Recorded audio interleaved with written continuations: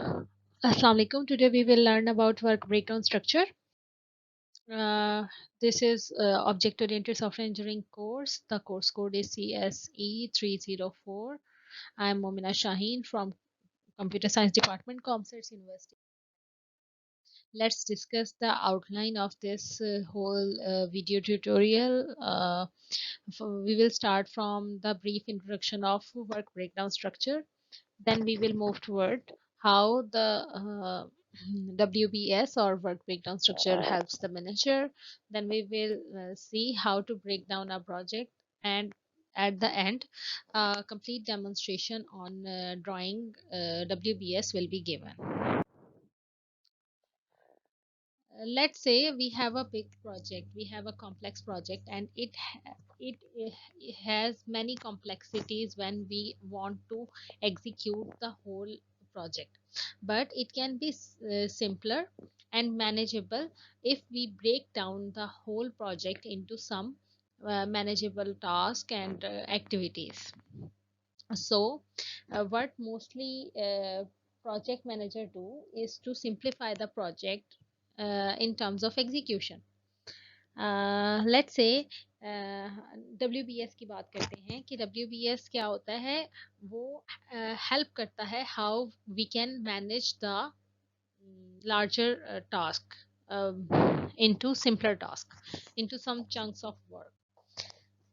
सो अगर हम बात करें कि जो चंक्स हैं उनको किस तरह से सुपरवाइज किया जा सकता है या एस्टिमेट किया जा सकता है, तो प्रोजेक्ट मैनेजर और उसकी जो टीम है वो सुपरवाइज एबल या छोटे चंक्स को जो है वो आइडेंटिफाई करती है कौन से छोटे चंक्स हो सकते हैं, और वो इजीली सुपरवाइज हो सकते हैं and in terms of cost and in terms of days estimate किया जा सकता है कि कितने टाइम में ख़त्म होगा in terms of time and in terms of cost, और कितनी कॉस्ट लगेगी हर एक चंक के लिए. उसके बाद पूरे प्रोजेक्ट की प्लानिंग करना बहुत ज़्यादा आसान हो जाता है. तो अगर हम लोग प्रोजेक्ट मैनेजमेंट में देखें या सिस्टम इंजीनियरिंग में देखें कि जो डिलीवरेबल ओरिएंटेड डिकम्पोजिशन होती है कि एक प्रोजेक्ट को स्मॉलर पार्ट्स में डिवाइड कर दिया जाए, तो इस अप्रोच के लिए एक बहुत हेल्पफुल टूल क्या होता है हमारे पास कि हम वर्क ब्रेकडाउन स्ट्रक्चर को यूज़ करते हैं. वर्क ब्रेकडाउन स्ट्रक्चर किसी प्रोडक्ट के लिए, डेटा के लिए या किसी भी सर्विसेज के लिए यूज़ किया जा सकता है या उसके एलिमेंट्स को यूज़ किया जा सकता है. मतलब हम लोग अगर कहें कि ये जो चीज़ है, रिपोर्ट्स हैं, उनके लिए भी एक ब्रेकडाउन स्ट्रक्चर बनाया जा सकता है, किसी कॉम्बिनेशन के लिए भी बनाया जा सकता है, और it is very simple to draw work breakdown structure. Hierarchical होता है. स्टूडेंट्स इसको वर्ड में भी ड्रॉ कर लेते होते हैं. तो इसकी हायरार्की किस तरह से बनानी है उसके ऊपर हम लोग देखेंगे कि किस तरह से इसकी हायरार्की बनानी है. अदरवाइज ये एक पूरा फ्रेमवर्क प्रोवाइड कर देता है कि जिससे हमें पता चले कि कितनी डिटेल, मतलब डिटेल में पता चल जाता है कितनी कॉस्ट देनी है, क्या क्या चीज़ें इसके अंदर आपने होनी चाहिए. अगर हम बात कर लें कि किस तरह से ये हेल्प करता है मैनेजर को, सबसे पहले ये कॉस्ट इवेलुएशन में काम आता है कि कॉस्ट कितनी होगी किसी भी प्रोजेक्ट की, वो फाइंड आउट कर सकते हैं. टाइम को एस्टिमेट कर सकते हैं. परफॉर्मेंस, जो टेक्निकल परफॉर्मेंस है किसी भी प्रोजेक्ट की, उसके बारे में पता लगाया जा सकता है. इसके अलावा ये इंफॉर्मेशन प्रोवाइड करता है कि किस तरह से ऑर्गेनाइज किया जा सके, कहाँ कहाँ पे हम लोगों ने किस लेवल पे क्या काम किया है. मोस्ट ऑफ द टाइम्स जो है वो जो छोटे छोटे टास्क होते हैं उन तक को ऑर्गेनाइज करना, उनकी हर एक ऑर्गेनाइजेशनल लेवल्स होते हैं जो कि आगे आप लोगों को मैं अभी बताऊंगी कि किस तरह से ऑर्गेनाइज करते हैं, उसमें देखा जा सकता है. इसके अलावा आप स्केड्यूल कर सकते हो कि कौन सा टास्क पहले होगा, कौन सा टास्क बाद में होगा, कितनी कॉस्ट आएगी, क्या बजट होगा. ये प्लानिंग बहुत ज़्यादा आसान हो जाती है. मेन काम आपका यही होता है कि प्लान करने में बहुत ज़्यादा इजी होता है. Once you are done with requirements, you can easily go to work breakdown structure so that your project can be easily managed, and you can easily estimate the cost of the project and estimate the budget of the project. After that आपको communication बहुत ज़्यादा easy हो जाती है, क्योंकि जब आप task और एक्टिविटीज़ को डिसाइड कर लेते हैं तो आप टीम मेंबर्स जो हैं वो भी इजीली आप उनके लगा सकते हैं कि इस टीम मेंबर ने ये काम करना है, इस टीम मेंबर ने ये काम करना है, तो इस तरह से भी बहुत ज़्यादा इजी हो जाता है मैनेजर। अगर हम लोग की एक एग्जांपल देख लें तो मैंने ये एक एग्जांपल यहाँ पे कोट की है कि प्रोजेक्ट में हम इस तरह की एक्टिविटीज यूज कर लेते हैं कि इनिशिएशन है, प्लानिंग है, एग्जीक्यूशन है, कंट्रोल है, क्लोजर है। तो इस तरह से ब्रेक डाउन करते हैं, उसके बाद इन फेजेस को एक्टिविटीज में डिवाइड कर देते हैं। ये जो है ये टोटल एक्टिविटीज हैं कि appoint a project manager and team, project team, then define the project goals etcetera. तो ये एक लेआउट है कि इस तरह से आपका वर्क ब्रेकडाउन स्ट्रक्चर बनेगा। आप देख सकते हैं कि किसी भी प्रोजेक्ट को उसके फेजेस के अंदर डिवाइड किया हुआ है, फेजेस को एक्टिविटीज के अंदर डिवाइड किया हुआ है। And the next is how to break down a project. So, first of all, we have a complete project which we divide into work packages, or we can say phases. Many times people use phases or work packages alternatively. And then we go to if each work package is divided into the list of activities. Then those list of activities are divided into the tasks. It is the hierarchy of the work breakdown structure. तो किसी project को किस तरह से break down करना है, इसके बारे में सबसे पहले ये सोचना चाहिए कि प्रोजेक्ट में जो सबसे बिगर चंक है उसमें डिवाइड कर देते हैं। यानी कि या आपकी प्रोजेक्ट की फेसेस हो सकती हैं, या वर्क पैकेजेस हो सकते हैं, या फिर कोई भी स्टेज हो सकती है। अगर जैसे कि आप लोगों का रिसर्च प्रोजेक्ट वगैरह है, कुछ लोग सोचते हैं जैसे रिसर्च प्रोजेक्ट है या हम लोग कोई रिसर्च प्रोजेक्ट कर रहे हैं एफवाईपी में, तो वो ब्रेकडाउन स्ट्रक्चर वगैरह नहीं बनाएंगे। तो उसके लिए ज़रूरी नहीं है। अगर आप रिसर्च भी कर रहे हैं तो आपका वर्क पैकेज आपका लिटरेचर सर्वे हो सकता है, स्टडी परफॉर्म हो सकता है, एनालिसिस ऑफ रिजल्ट हो सकता है, रिपोर्ट राइटिंग हो सकता है।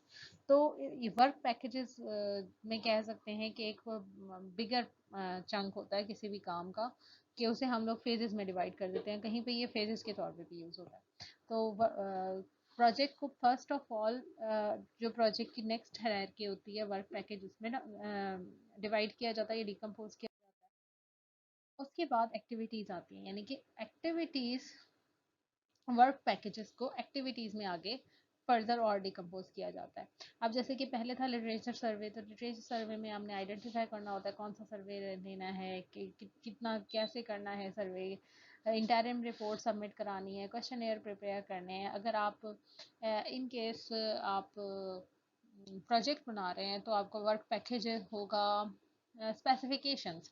तो स्पेसिफिकेशन को डिवाइड कर सकते हैं आप बैकग्राउंड स्टडी में, या फिर कि आपने स्पेसिफिकेशंस के लिए बैकग्राउंड स्टडी करना है या डोमेन एनालिसिस करना है, या आपने स्पेसिफिकेशंस राइट अप करने के लिए रिक्वायरमेंट गैदरिंग करनी है, तो उसमें वो आपकी एक्टिविटीज़ होंगी।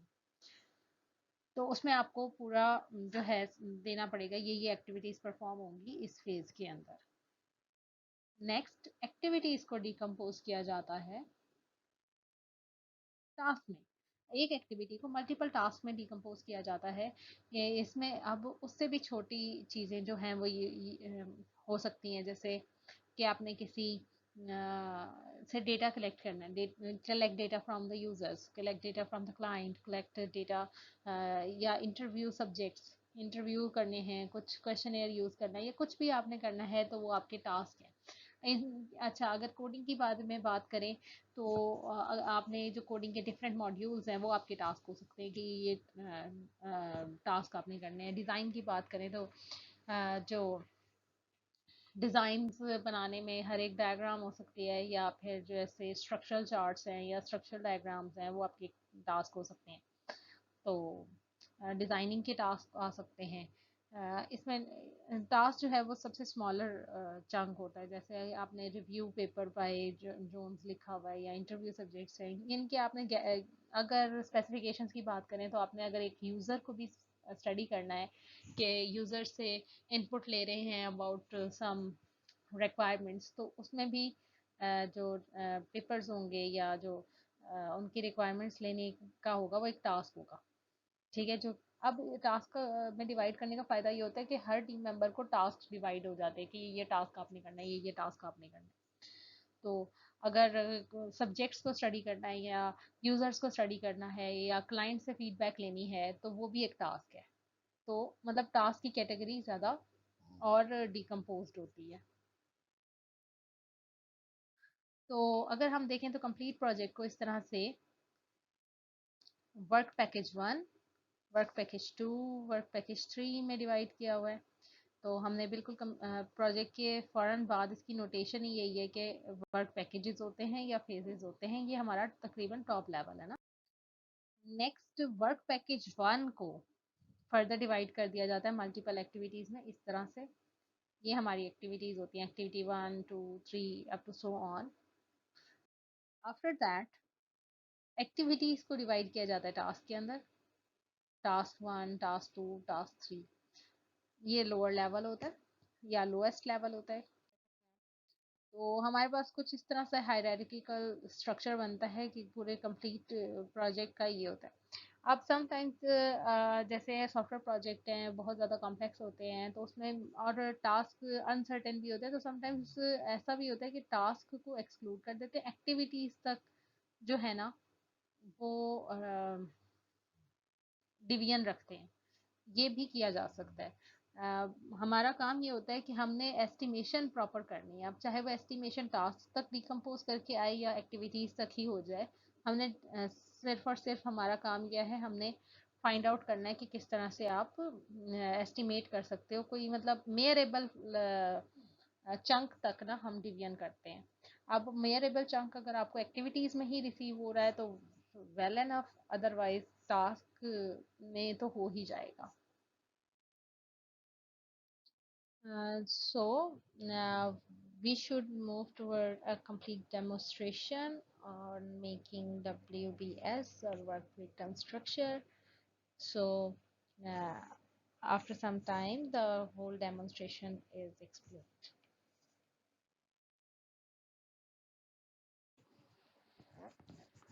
तो यहाँ पे हमारे एक सिंपल सी वीडियो देख लेते हैं, लेक्चर देख लेते हैं जिसमें हम वर्क ब्रेकडाउन डिस्कस करेंगे, वर्क ब्रेकडाउन को किस तरह से बनाया जा सकता है।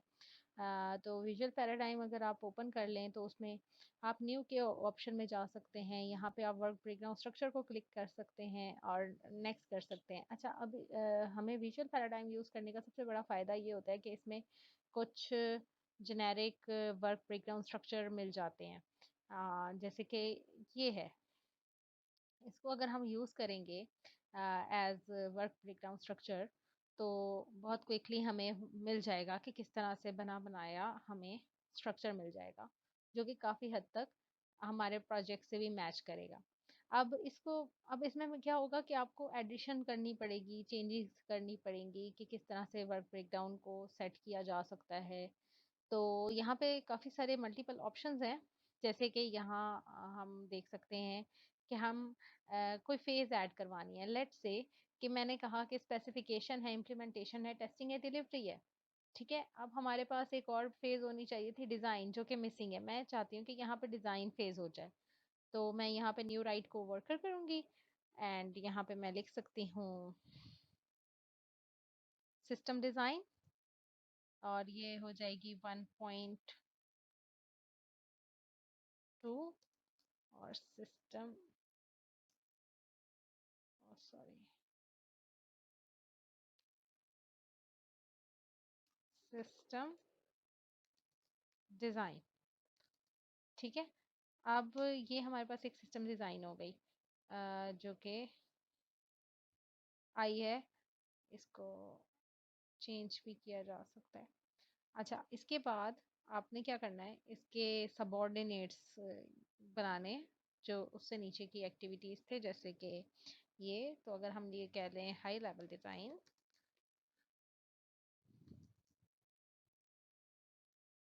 देन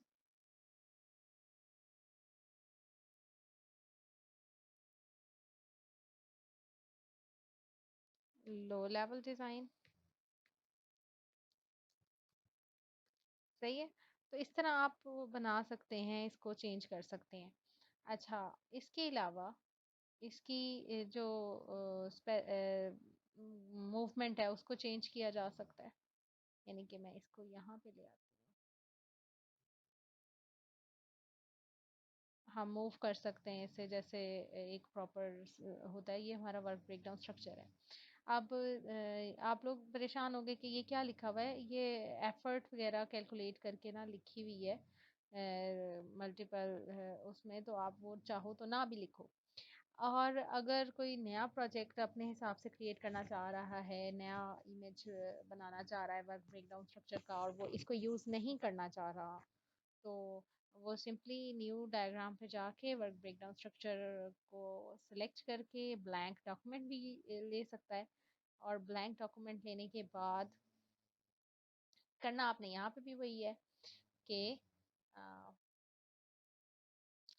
यहाँ पे आपने प्रोजेक्ट का नाम लिख देना है, for example hospital management system.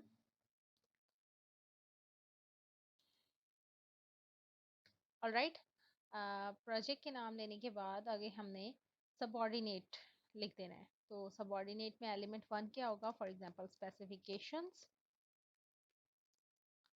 और उसके बाद इसका एलिमेंट नेक्स्ट एक और लेना है, सेकंड वो आ जाएगा सिस्टम डिज़ाइन। उसके बाद एक और हमने सबऑर्डिनेट ले लेना है जिसका नाम होगा लेट्स से इम्प्लीमेंटेशन। और एक और सबऑर्डिनेट ले लेते हैं, या अभी दैट इज टेस्टिंग। एक सेकेंड, हाँ, testing. And next subordinate will be, आप को वर्कर भी ले सकते हो यहाँ से, डेप्लॉयमेंट।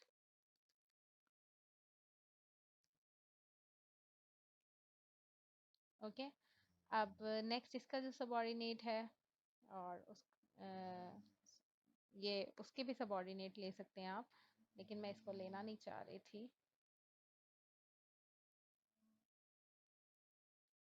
ओके, तो आप यहाँ जाएं और यहाँ पे आपने इसके ही सबऑर्डिनेट्स लेने हैं तो वो भी ले सकते हैं, या फिर इसका को वर्कर आप कह सकते हैं कि को वर्कर ले लें। को वर्कर मतलब सेम लेवल पे, सबऑर्डिनेट्स मतलब उससे नेक्स्ट लेवल पे, तो हमने को वर्कर ही लेना है। इसका नाम अगर आप चाहते हैं तो आप कर दें रिक्वायरमेंट गैदरिंग या रिक्वायरमेंट एलिसिटेशन। इसके इसको आप कर सकते हैं कि क्लाइंट से इंटरेक्शन है या जो भी है, और इस तरह आपकी जो है वो पूरी सिस्टम डिज़ाइन में भी high level and low level, या आर्किटेक्चरल डिज़ाइन और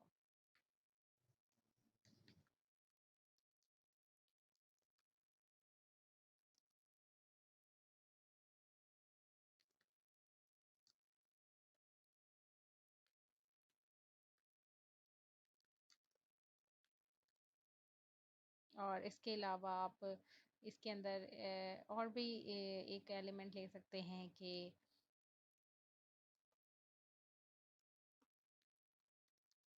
डॉक्यूमेंट। यहाँ पे जैसे आप बना सकते थे कि एसआरएस बनानी है आपने, और यहाँ पे आप कह सकते थे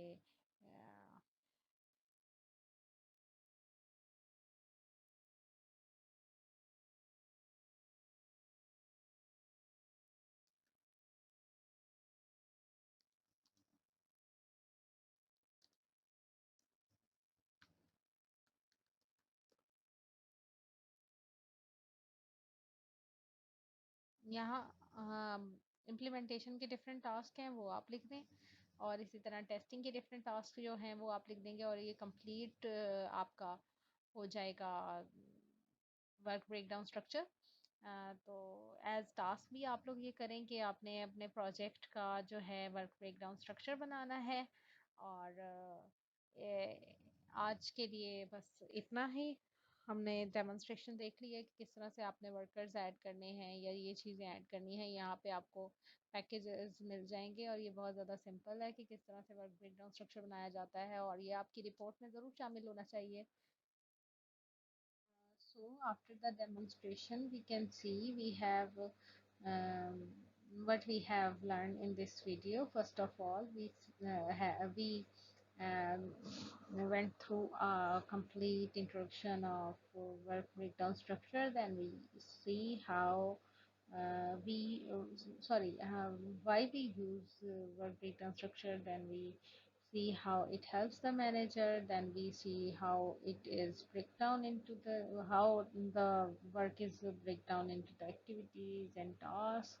After that we see a demonstration. This is the whole video. Thank you. Allah Hafiz.